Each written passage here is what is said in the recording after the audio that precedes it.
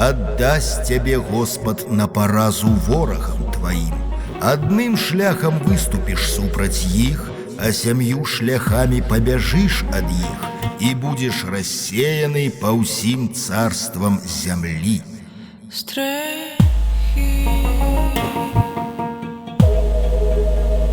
Вздовж дорог у пошуках хмари пораўноўваю твары. То быў сад ласкавым дажджом у маім целе збеглыя тени.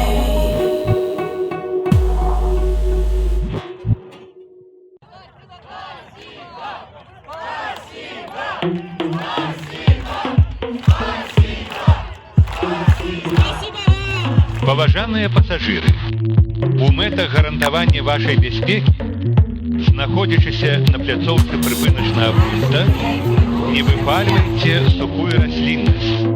Не выпальвайце сухую расліннасць. Минтранс поздравляет вас и желает вам и вашим близким счастья, любви, успехов и благополучия.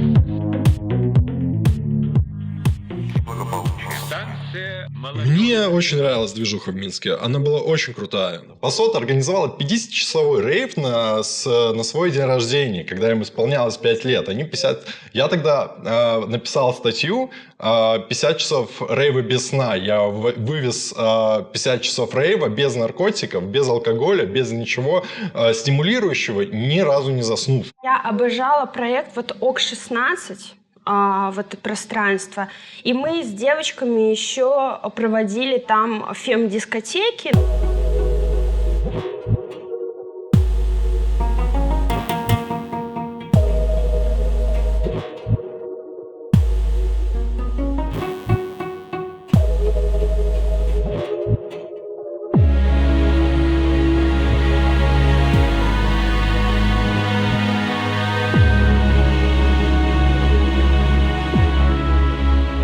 Октябрьская, Зыбицкая. И не надо на это денег. То есть денег не надо.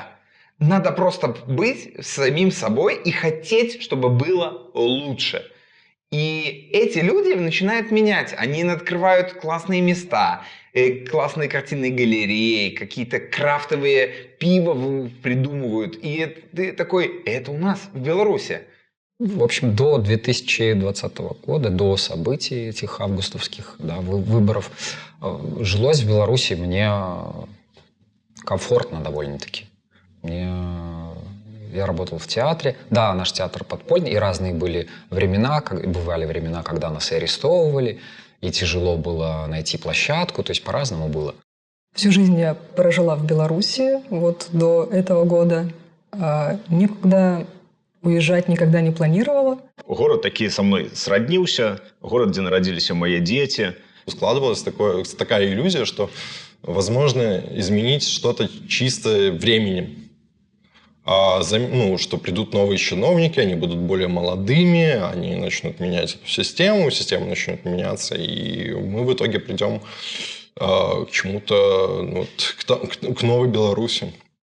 Я прекрасно понимаю вот эту тему с двумя мирами. Я тоже об этом думала. Кажется, у всех в Беларуси есть ощущение этой другой реальности. И все прекрасно понимают то, что все проводится для показухи. В 2010 году я был на площади, например, когда были эти протесты, или в 2006 году участвовал в каких-то митингах. Всегда было ощущение того, что вот есть какая-то часть общества, которая с тобой разделяет какие-то ценности. Радовішча з ужитком мови, з комфортними месцами, утульними некими падзеями и локациями становилось все больше и больше. І люди просто жили у абсолютно паралельній речейсності з тим, що відбувалося в гастрономах вокруг. Але пры гэтым былі абсалютна недатычныя да нейкай палітычнай дзейнасці, да нейкага такого актыўнага пратэсту. Беларусь вообще-то была для меня страна такая старая. Не то, что там были всегда только старые люди, но потому что для меня это была всегда семья и традиции, и вернуться туда на дачу. И это все, что для меня всегда была часть Беларуси. Родители, с одной стороны, понимали лучше меня, что происходит, и это все видели уже долгие года, и закрывали на это глаза, выбирая только вторую жизнь, где ты сначала вот потерпел дожимки, а после этого уже идешь, развлекаешься и пытаешься забыть об этом всем. Вся культура, которую нам показывали, она была очень выхолощена, исполкомовская. И поэтому не хотелось себя с ней ассоциировать. И поэтому, я думаю, у многих людей было такое, что человек не чувствует себя белорусом, и это никак не афиширует. Жизнь в Беларуси, она уже последние несколько лет была довольно-таки напряженной с финансовой точки зрения. И, я думаю, многие осознавали то, что коронавирус очень сильно был бы большим показателем того, что отношение вообще власти к народу, насколько врали всем.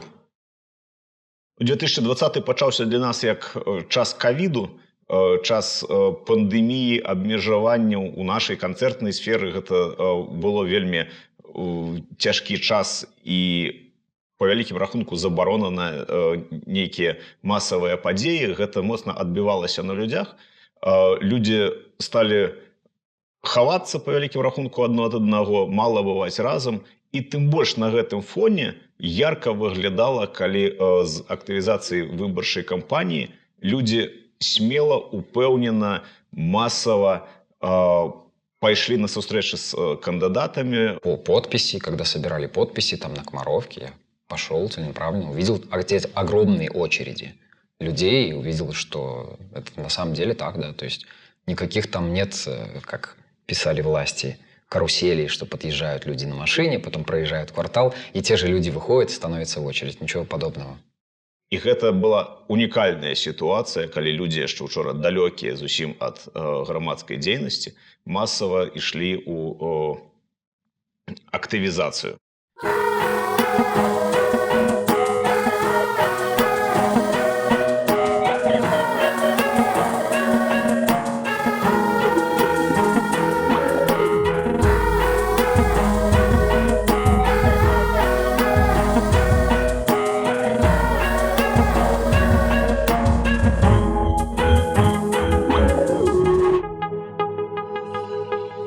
Я зусім не верыла ў свой народ. Я лічыла, што яны зусім забітыя ўсе. І гэта маса, якая сцерпіць што заўгодна. Тое, што адбылося ў жніўні 2020 года, для меня было вялікай нечаканасцю.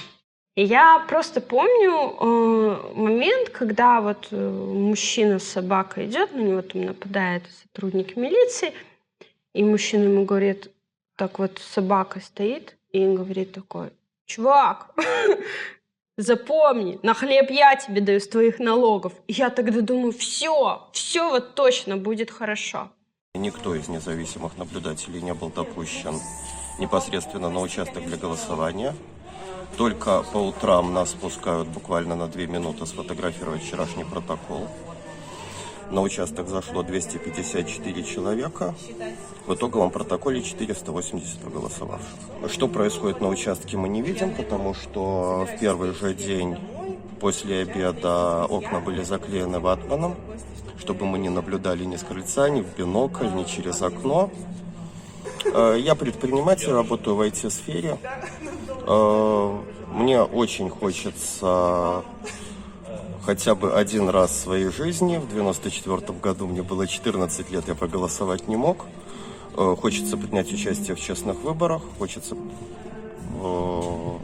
проголосовать действительно за своего кандидата, чтобы мой голос был услышан. Поэтому я здесь.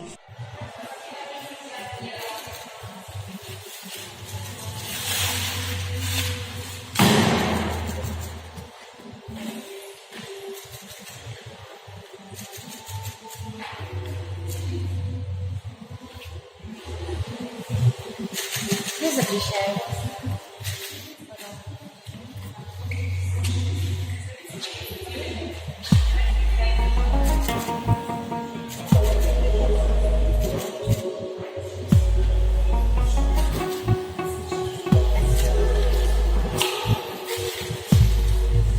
Сходил на выборы в посольство Беларуси в Украине, простоял там с 9 часов до 7 вечера.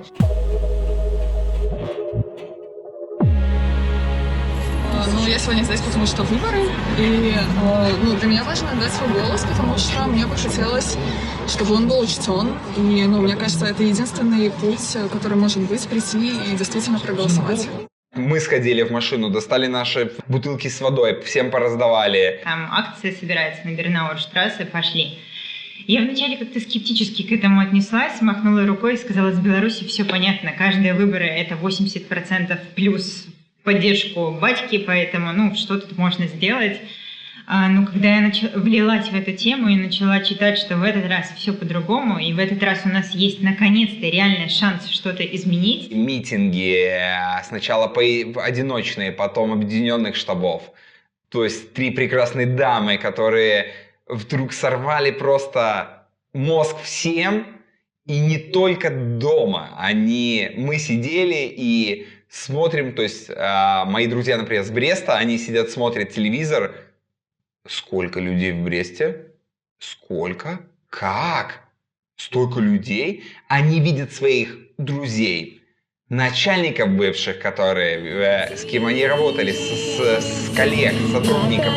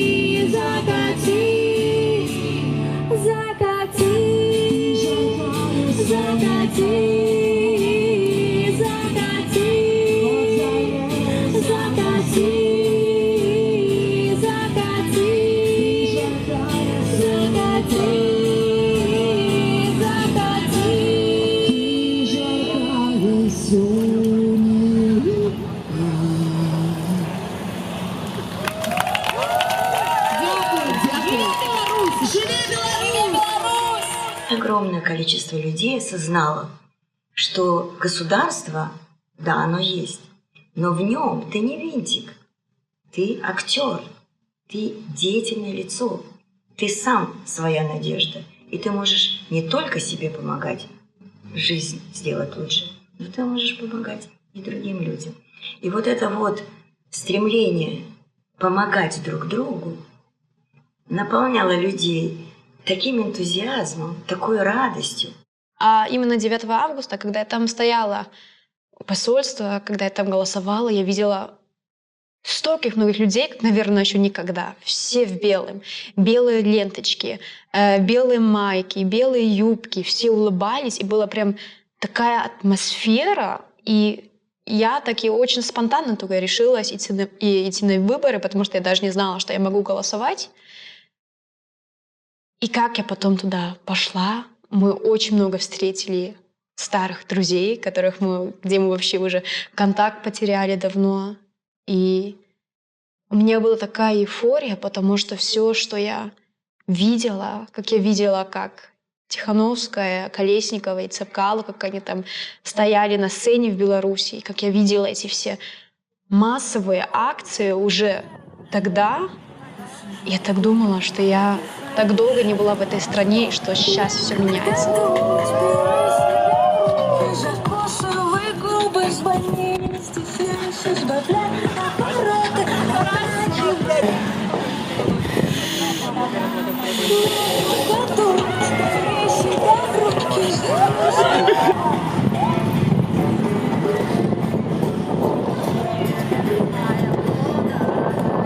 Я еще помню, что мы пару круги там еще набирали на машине и посигналили еще раз, и еще раз, и еще раз после того, как я уже голосовала, просто чтобы людям показать, что мы можем что-то поменять. И да, этот день был вообще первый, где я думала, сейчас что-то будет меняться. Sing, sing, was geschah? Keinen Blütenstand. Sing, sing, was geschah? Keinen Blütenstand. Смотрите, мы все вместе, мы здесь, в Варшаве, в разных городах люди собирались. Гэтых людзей з эскапізму выцягнулі, тому што ім сказалі, слухай, ну добра, окей, палітыка табе не патрэбная, нам таксама, ну, адкладзем яе на бок, ну, вось табе больш магчымасцяў, развівайся, працуй. Первое чувство, что история начала работать опять, да, это ощущение было в конце 80-х, начале 90-х очень сильным, потому что изменения были радикальными, да, это бархатные революции в бывшей так называемой Восточной Европе, это падение Берлинской стены, это распад СССР, это 90-е совершенно такие сумасшедшие, невероятные, да, и вот было ощущение вот этой динамики социальной, да, того, что все пришло в движение и открыто какое-то будущее, да. Политика не кончается возле твоего дома. Она входит в него, она находит тебя и требует, чтобы ты подчинялся ей. Мы такую политику не хотим, потому что мы хотим быть людьми. Мы хотим тем человеческим делом заниматься, которое нам по душе. Мы хотим быть самостоятельными людьми, а не теми, которых опекают и которым диктуют, вот это правильно, это неправильно. Мы хотим обсуждать, мы хотим спорить, мы хотим находить совместные пути развития, а не хотим, чтобы нас загоняли в прошлое, из которого мы полагали, что мы надежно вырвались. А оказалось, как вот Гегель говорил, мертвые хватают живых за ноги. Мы со Светланой, Марией и Вероникой говорили в машине, общались. И я просто спросила, говорю, слушайте, а если вот начну стрелять? Я помню хорошо, мне Мария Колесникова, а это было как раз 4 августа, а у меня 5 августа день рождения. Это было, вот на ночь.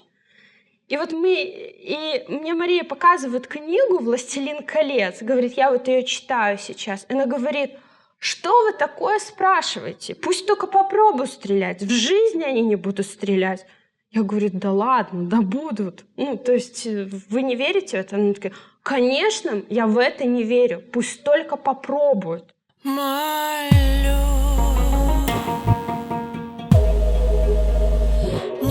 чакай, я не могу зразуметь, что сталося з нами. Злилися хвалі похмурним дням. Не шукай стежок у саді. 9 августа, когда мы поняли, что у нас украли голоса, и мы от возмущения вышли на улицу и как бы чувствовали, что мы не совершаем ничего противозаконного, просто выражаем как бы свое несогласие с этим, причем все это мирно.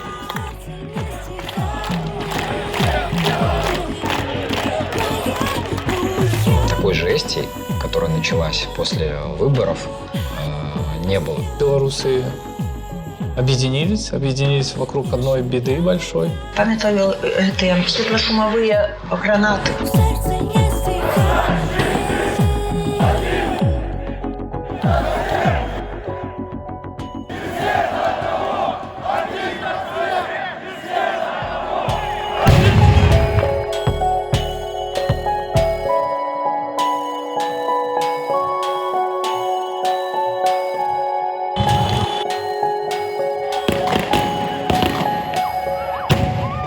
домой все сидели в телефонах, в новостях. Мы смотрели то, что происходит. Я видела избитых людей. Я, так как мой первый и вообще-то родной язык немецкий, я в первый раз учила слова «его избивали дубинкой». В телеграм-канал одной из силовых структур я увидела просто разгромленную квартиру людей. А люди уехали. То есть к ним ворвались, разгромили все, там рассыпали какие-то опилки, крупы, вообще просто все. И вот я эту вот разрушенную, вот эту вот квартиру, я представляю вот сейчас как всю Беларусь. Прошла вот эта точка невозврата для меня. Па Крысціна кроў плыла, я веру ў гэта.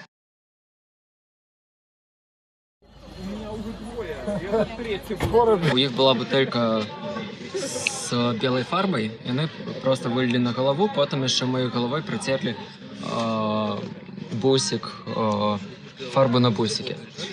И это была просто метка, а все наступные маповцы, которые состракались, уже бачили, что ось человек с белой фарбой на голове, значит, он кидал, значит, треба его мощнее бить. Ось так.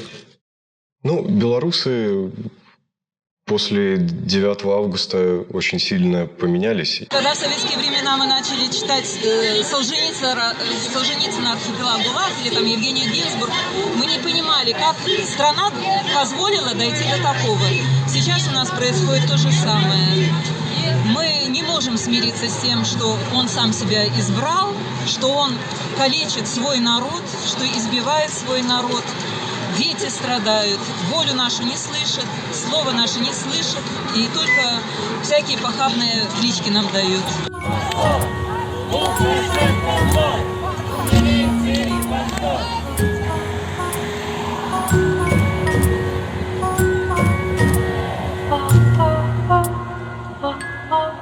Выходили каждый день, и ты каждый день я каждый день смотрел и стал все больше и больше задаваться вопросом, а почему я, собственно, здесь, а не там? И в этот момент, наверное, во мне проснулся белорус. Я не могу быть никем меньшим.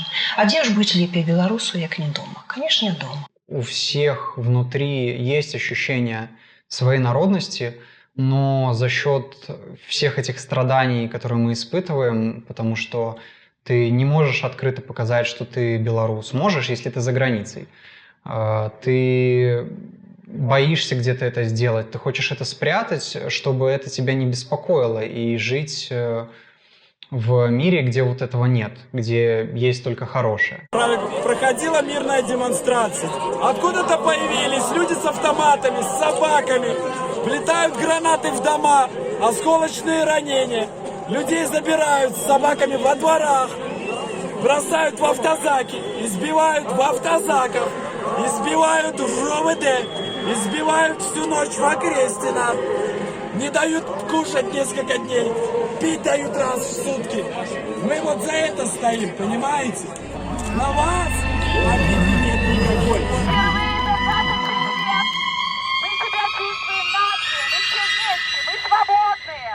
Also mittlerweile ist es wirklich so, dass ich täglich für Maria Kalesnikova bete und für all die, die da inhaftiert sind. Also das ist mir sehr wichtig, also dass das täglich geschieht, dass das auch wirklich wahrgenommen wird. Wir sind in Gedanken, im Gebet täglich bei den Menschen in Belarus, weil das wichtig ist.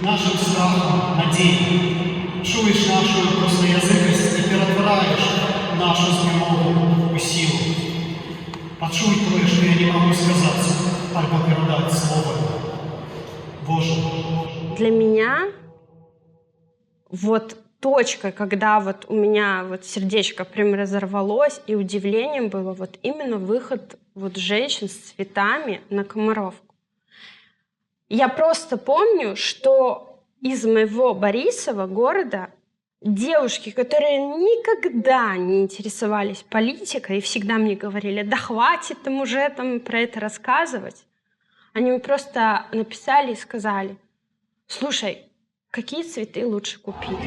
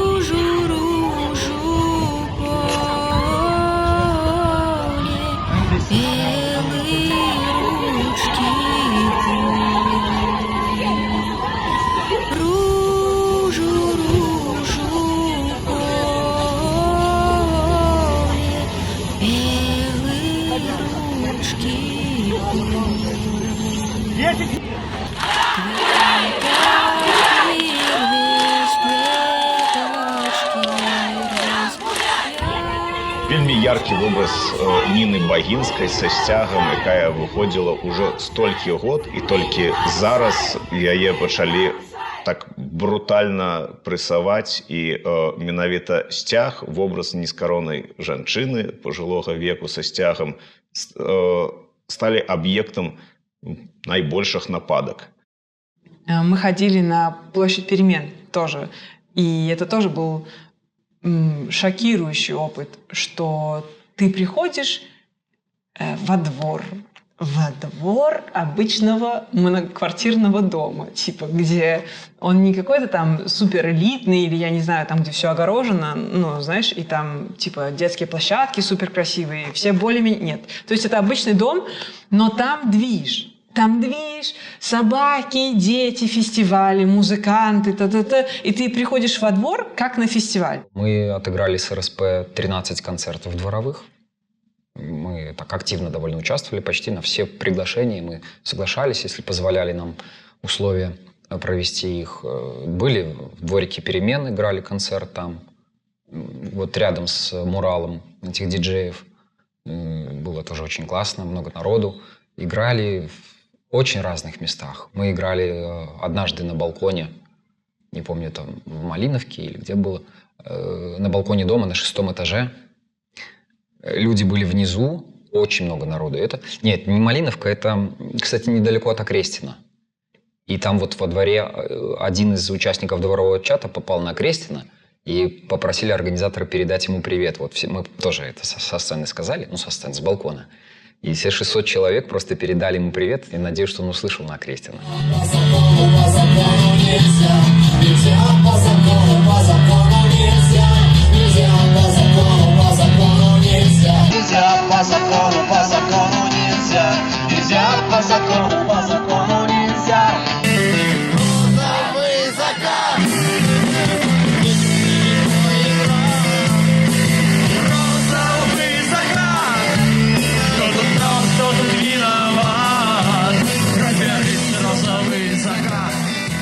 И вдруг оказывается, что твои соседи тоже нормальные. Можно как бы позволить им немножко приблизиться к тебе. Не обязательно прям выстраивать супер огромные стены между тобой и соседями. И это было реально удивительное ощущение. Меня задержали.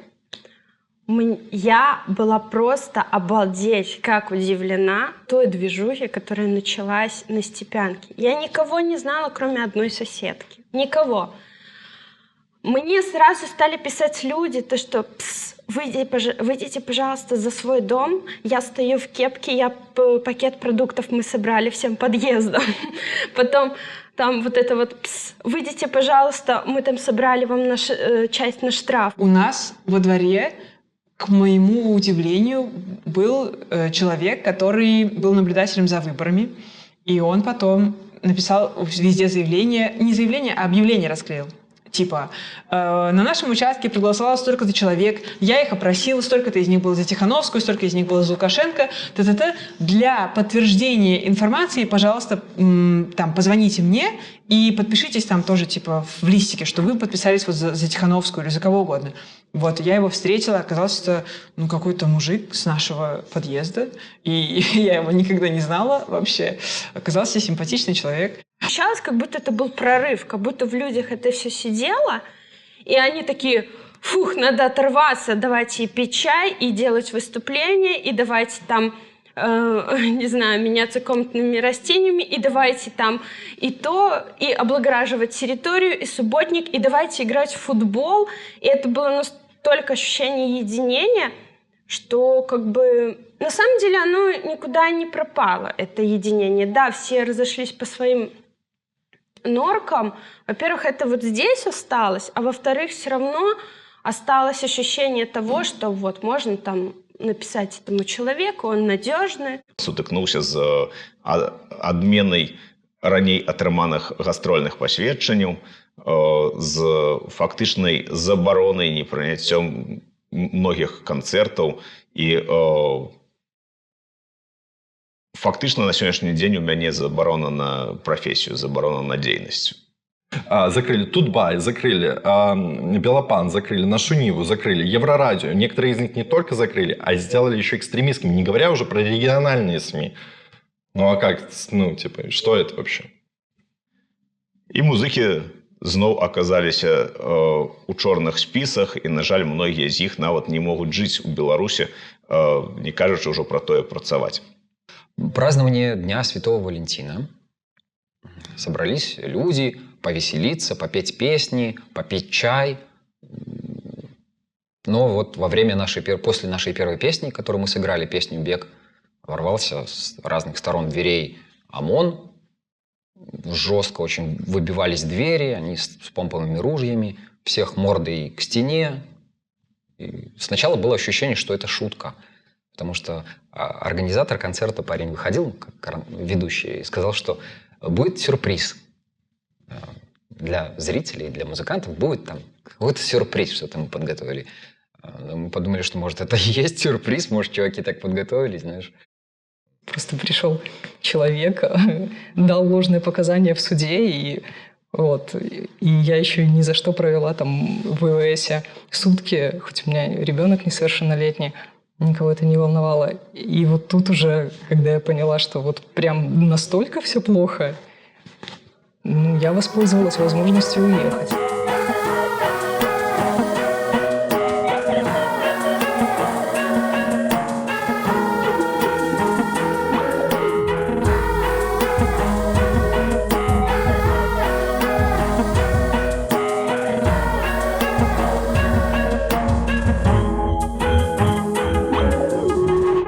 Была там очень неприятная беседа с представителями структуры КГБ, в которой мне очень много угрожали.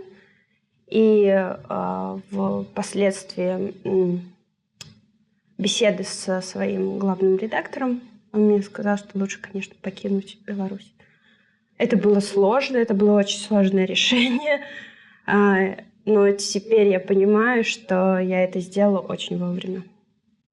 Люди наши не умеют себе строить, потому что государство все нам давало и строило, и всегда обещало.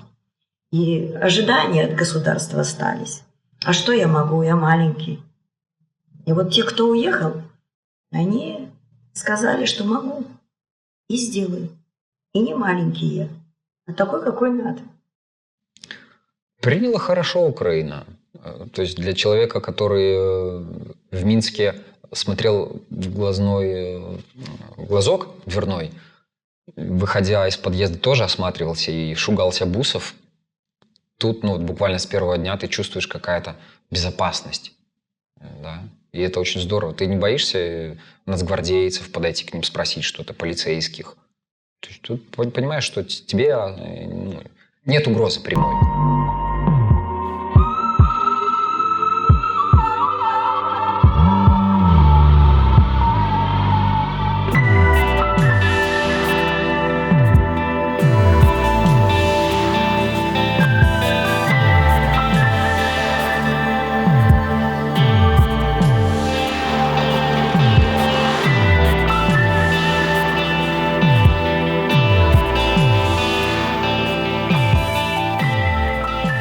Уже тогда мне понадобилось где-то неделя на то, чтобы... Нет, не неделя, наверное, где-то даже месяц на то, чтобы меня перестало триггерить от минивенов, которые едут, например, по самой близкой полосе, от полицейских, от разных бело-червоно-белых вещей в окружающей среде.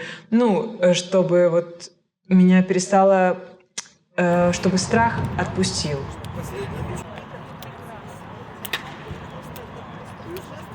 Если кто-то хочет рассказать свою историю, историю своих друзей, близких, просто поднимите руку. И милиция забрала меня прямо из дома. Они обыскали мою квартиру, избили моего мужа. И я до сих пор не знаю, почему я провела в тюрьме 11 суток. Und ich weiß bis heute nicht, warum ich 11 Tage in Haft war. Ой, ты, святи, прошорные хмары, а той ночкой темной, ночкой до белой горы, а той ночкой темной, ночкой до белой горы. В Беларуси ты как-то эмоционально тупеешь. Из-за всего этого трындеца, всего этого трешака, который постоянно, каждый день происходит рядом с тобой.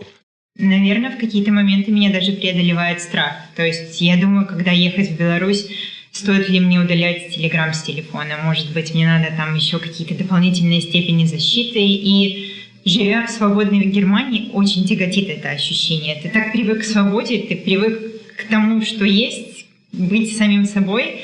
А в Беларуси кажется, что ты должен приехать и так тихо замолчать и просто соглашаться со всем. И если где-то вдоль дороги травка, то ее каждый день, невзирая ни на что, будет ездить трактор и косить.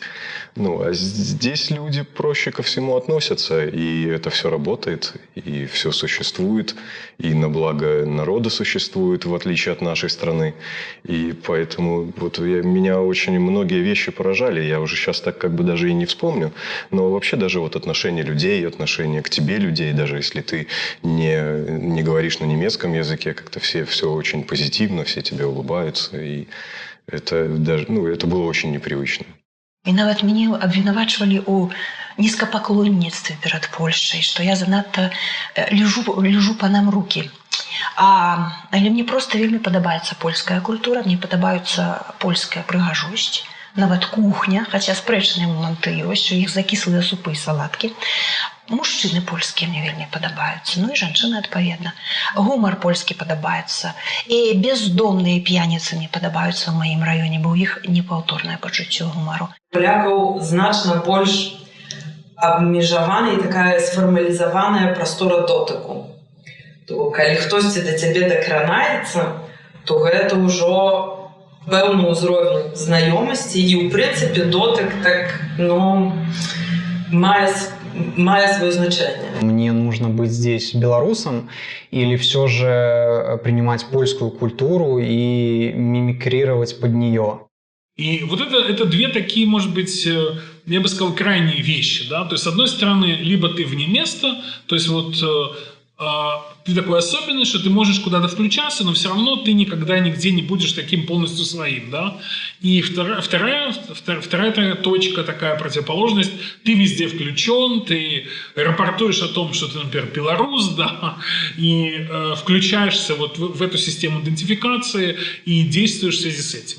Поэтому, а вот между этими двумя крайностями, мне кажется, есть множество всяких позиций, которые люди пытаются формулировать и отстаивать, и искать какие-то свои способы представления себя другим людям. Потому что если у нас есть одна культура, которая самобытная, интересная, она встречает другую культуру, такую же самобытную, крутую, получается восхитительная вещь. Украина ближе к нам и ментально, да, и по-человечески, ну и в плане там архитектуры, природы. То есть как будто ты дома, но немножко не совсем дома. Для меня важно то, что здесь уже были знакомые люди, кому можно было приехать, которые могли помочь, если что, на первых порах, потому что стресс был очень дикий. Уезжаешь ты с 2 кофточками, условно говоря, и в очень легкой куртке, а приезжаешь ты уже в зиму и неизвестно куда. И для меня еще что важно, Мне почему-то вот... мне всегда Украина нравилась. И вообще...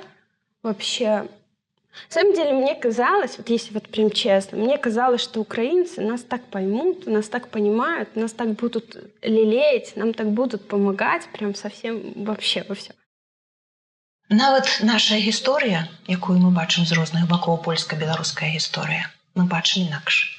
Мы бачым інакш некаторыя колеры, мы бачым інакш некаторыя сацыяльныя з'явы, інакш успрымаем каханне, рэлігію, крышачку інакш секс, крышачку інакш сямейныя стасункі. Нельга параўнаць. Розніца ў выхаванні, у культурным кодзе. У нас іншыя жарты, у нас іншае дзяцінства, мы глядзелі іншае тэлебачанне. Ну і так наш вялікі 26-7гадовы пратэст больш ці менш унутраны ці знешні. Так, гэта таксама нейкі такі элемент, які палякі не зусім разумеюць. Они перестали нас жалеть.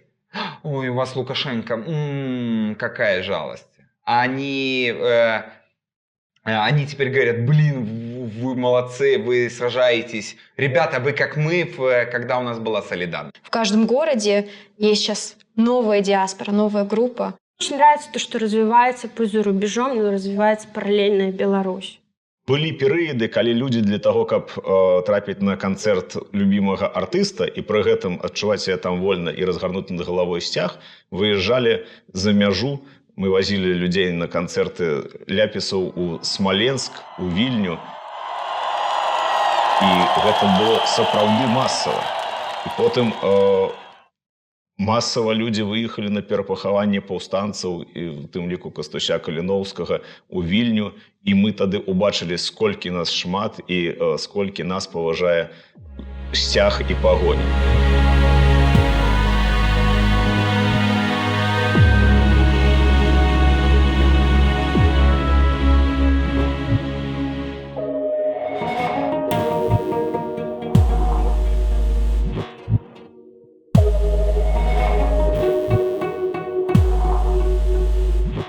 Калі пасля выбораў менавіта сцяг і пагоню і мову, і нацыянальнае адраджэнне, а следам за імі увогуле носьбітаў усяго гэтага прызналі ворагамі і вырашылі показально забараняць. Когда уже не было возможности ходить на протесты, потому что уже забирали всех подряд, во всяком случае в Гомеле, это началось еще раньше, чем в Минске, я вот с очень большим воодушевлением смотрел в интернете вот ролики с Варшавы, с Киева, с того же самого Берлина, ну, со всех вот западных, где проводили диаспоры какие-то мероприятия, и это воодушевляло, и ты понимаешь, что даже если не здесь, то хотя бы там люди выходят, они объединяются, у них есть какая-то единая цель.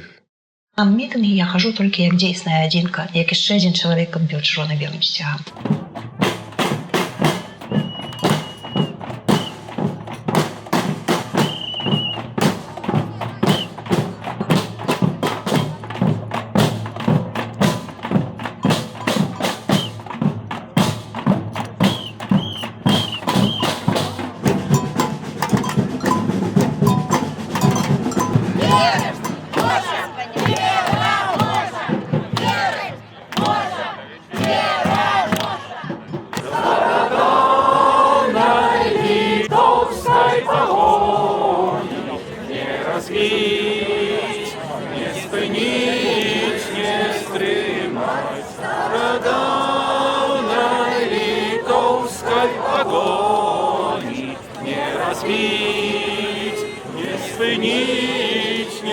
Конечно, у нас тут в Германии, у нас тут демократия, у нас-то есть свобода, мы можем говорить то, что мы хотим.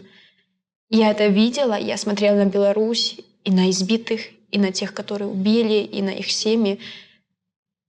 И мне просто хотелось все время плакать, но я поняла, что это не возможность идти дальше. Нельзя все время только быть печальным, но надо, не знаю, брать руки в ноги и делать. И понять, что демократия — это реальная работа. И потом с 12 августа я шла каждый день на акции.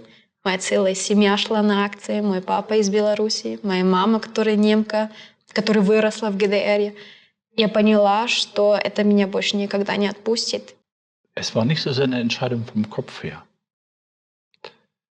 Es war eine Entscheidung, hört sich pathetisch an, vom Herzen her, weil mir das vertraut war. Das ist alles so, also was da in Belarus geschieht, oder geschehen ist,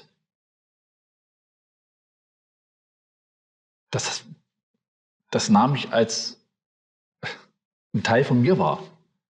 Also das ist ein Stück meiner Vergangenheit. Das ist so, es ähnelte sich so. Dann die Begrifflichkeiten. Der Palast, da gab's diesen Palast, den Platz der Republik und diese ganzen Formulierungen, also diese ganzen Begrifflichkeiten aus Belarus, die kannte ich aus der DDR. Конечно же, не все на Западе распрекрасно. Здесь тоже огромное количество социальных проблем и сложностей, и поэтому здесь работает гражданское общество. Мы приехали в самый разгар карантина. Было закрыто метро, а мне надо было ездить там, на другой конец города. Это очень дорого на такси выходило, на репетиции. Вот. Мне чуваки продали пропуск в метро.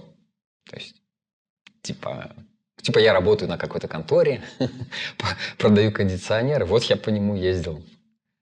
Потом уже, когда заканчивался карантин, буквально 2 дня осталось, должны были открыть для всех метро, и меня словили.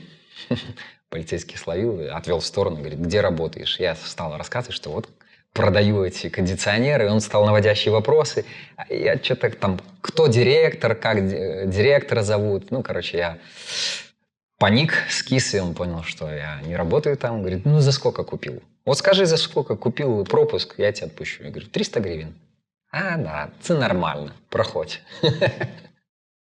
Я был свидетелем того, когда приезжал срочно человек какой-то во Львов, как раз были эти прямые рейсы, когда еще небо не закрыли над Беларусью. И там такой, так, ребята, летит человек, вот прям летит срочно, совсем ничего нет, ситуация плохая. Люди за 10 минут решили, где он будет жить, где он получит помощь, кто его встретит и кто ему ужин сделает. Теперь есть элита. И не такая элита колгасная, которая от засраных коров и от ментов, а есть нормальная, живая, здоровая элита. Вы можете этих людей штодня побачить. У основном, конечно, у турмах теперь, але яны есть. Для меня открытием 2020 года было, что, мне кажется, все проблемы в жизни человечества от обыяковости или от безразличия. Если тебе совершенно все равно, что происходит в твоей жизни, вокруг тебя, с твоими родными, с твоей страной, то, в принципе, нечего и ожидать. Просто, ну, как есть, так и есть. У нас же в Беларуси никого за людей не считают. Вот это основной минус. Мне кажется, это вот как раз-таки тот тормоз, который все держит. Гэта тая ж сітуацыя, калі Маісей зайшоў па грудзі ў Іордан. Было тое, што да Маісея, было тое, што пасля Маісея. Сітуацыя пераламілася і стала вельмі яснай. Я проста хаджу на акцыі і сустракаюся з іншымі беларусамі ў нефармальнай абстаноўцы, тым ліку на культурніцкіх, на палітычных акцыях і так далей. Але это очень интересный феномен, когда люди в какой-то момент осознают, что они не принадлежат только к той категории, с которой они прямо связывали свою жизнь.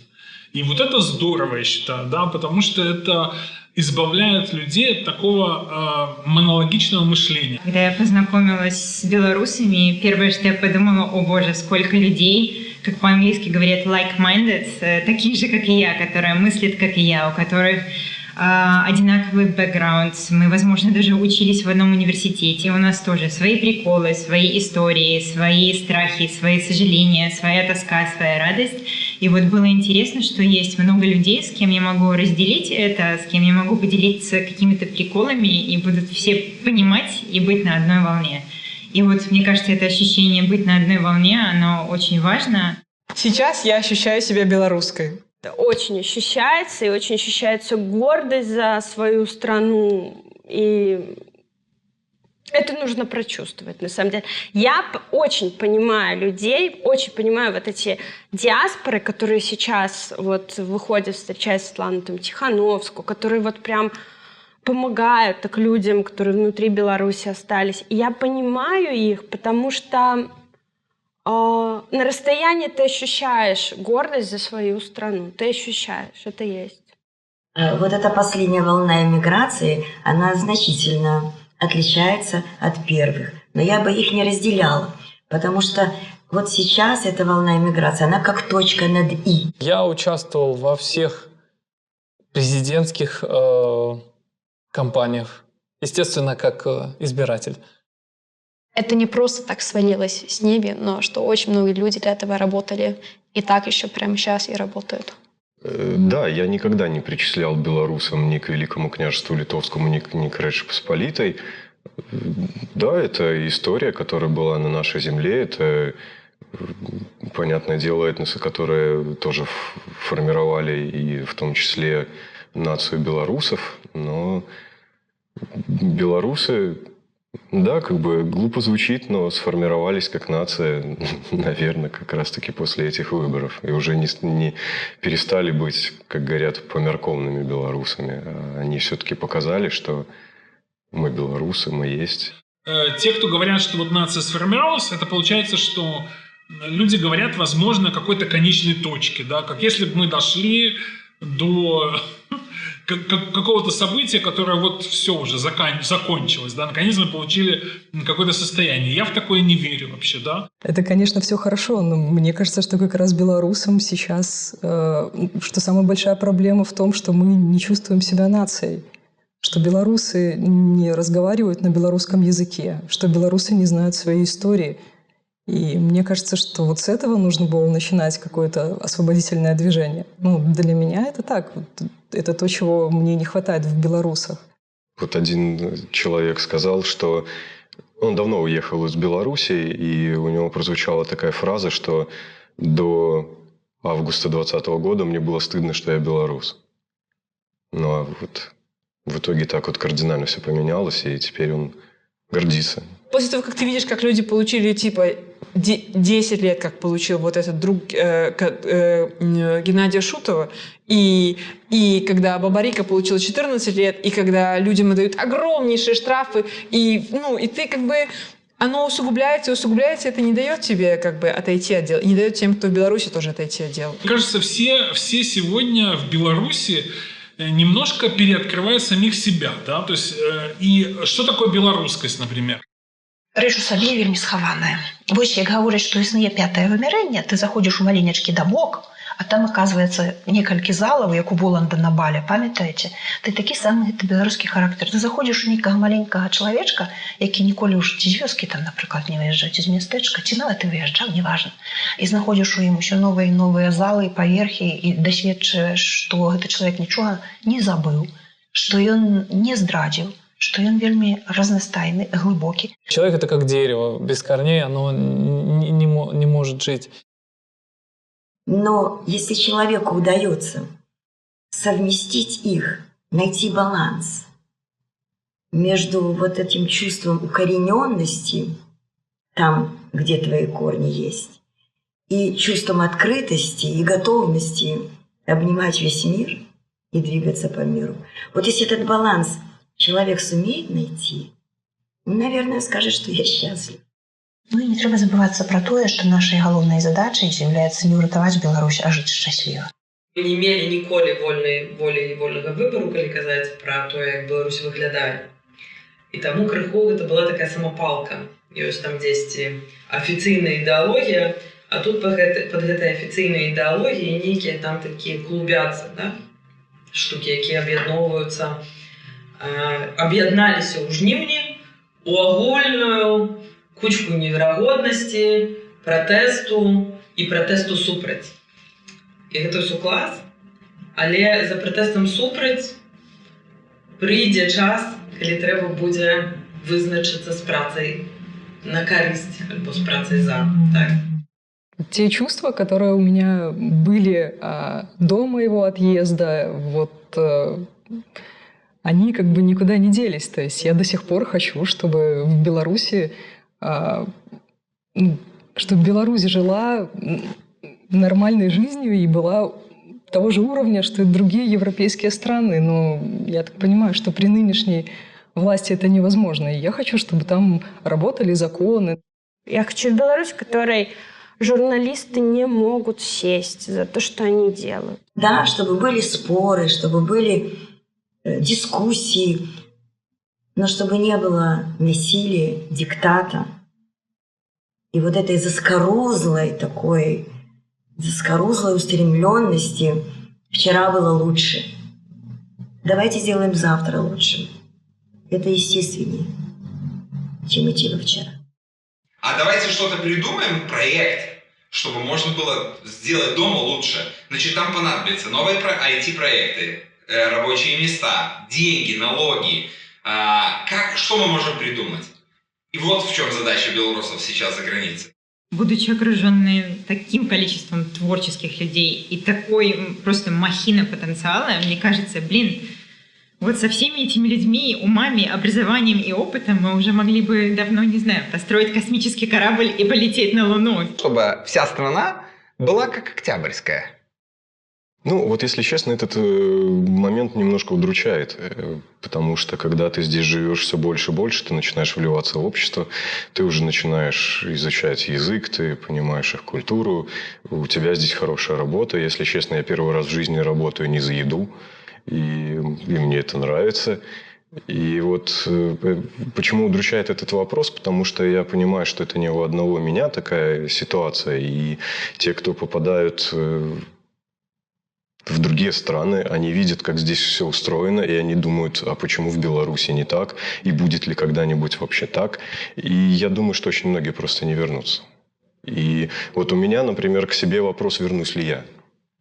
И я пока не могу дать на него ответ. Да, хотелось бы, конечно, вернуться назад. И хотелось бы, чтобы наша страна была не хуже той, где мы сейчас находимся. Бо иммиграция – это крышечку могила. Я про возвращение думаю, и я надеюсь, я вернусь в нее. Белорусы поняли, кто они такие и куда они хотят. Они хотят, чтобы у них было будущее, чтобы у них была свобода, и чтобы они именно с этой солидарности тоже двигались дальше. Я думаю, что это надо просто беречь. Я думаю, что белорусы все делали правильно. Там единственное, кто что-то делал неправильно, это власть, это всегда была власть. У всех людей, граждан Республики Беларусь, уже будет защитный механизм, прививка от диктатуры, тоталитаризма, и будет желание создавать комфортную среду обитания, в которой не будет места боли и страданиям, которые мы вынуждены сейчас терпеть. Прорастает вот тот сад надежды. Прорастают семена, которые брошены 20 лет назад, 25 лет назад. Кабуліцца ў сусветную вёску і ў суседнае разнатраве і шматгалоссе трэба быць. Той, каго не мае, нікуды ўліцца не можа. Das muss bewahrt bleiben. Also wenn Sie das immer wieder bewusst werden und das in die Zukunft tragen würden, da würden Sie, glaube ich, auch Europa was schenken. Denn wenn Sie es zu Ende durchhalten, dann hat sich das Volk die Demokratie genommen und das mit weiblicher Kraft. Das ist ein Aspekt, den gibt es in Westeuropa, gab es bisher so nicht. Also das wäre schön, wenn das noch reinkommen würde in unsere europäische Gemeinschaft. Gerade weil wir große Probleme auf dieser Welt haben. Ganz große Probleme. Ты был дома, сидел с бабушками, с дедушками, и сказали просто, не вмешайся в политику, и все будет хорошо. И очень долго я всегда видела, что как будто бы мы все жили в собственной жизни, параллельно к этой диктатуре, но она так или иначе существовала. И я думаю, что только можно двигаться дальше и что-то новое сделать не только для себя, но для целого общества, если это сделать вместе. И я думаю, именно этот разум, именно этот коллектив, что это очень-очень большая сила, потому что не только ментальная поддержка, знать, ты не один, но тоже понять, что у нас есть в каком-то смысле обязанность и ответственность не только для нас, но тоже и для наших детей потом. Понять, что у нас ответственность для нашу страну, что мы можем ее строить, мы можем ее строить снова, и мы можем сносить этот старый режим. И это единственный человек не может сделать. Для этого нужно очень много силы, и для этого нужны многие люди.